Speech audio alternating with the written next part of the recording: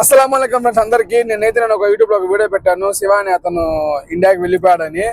And దానికి ఆయన interview ద్వారా చాలా వైరల్ అయిపోయింది అనమాట. ఆ ఇంటర్వ్యూ ఇక్కడ కోవిడ్లోని గల్ఫ్లోని కొంతమంది అతని వీడియో చూసి అతని కంటే ముందు వచ్చిన వాళ్ళు, అంటే దాదాపుగా 16 సంవత్సరాల ముందు వచ్చిన వాళ్ళు, ఎడార్లో పనిచేసే వాళ్ళు కూడా రియాక్షన్ పెడతాను చూడండి. వాడు కూడా శివ అంట కోయిట్కి వచ్చినట్టు గొర్రెలకాడికి 67 డిగ్రీలు ఎప్పుడే కానీ ఎండ ఏ రోజు కాయలే కోయిట్లో. అంత అబద్ధాలు. మీడియా ఉండదు, మీడియా ముందుకు పోయి అందులో చెప్పుకుంటున్నాడు, అంత అబద్ధాల డబ్బా కొట్టుకుంటున్నాడు.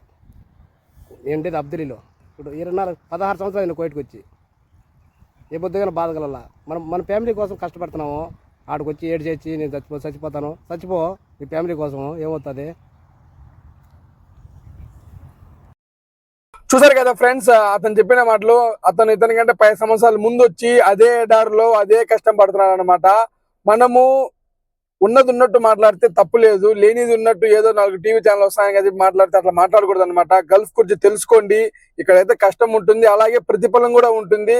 ఇన్షాల్లా మరిన్ని వీడియోస్ కోసం నా ఛానల్ సబ్స్క్రైబ్ చేయండి, లైక్ చేయండి, షేర్ చేయండి.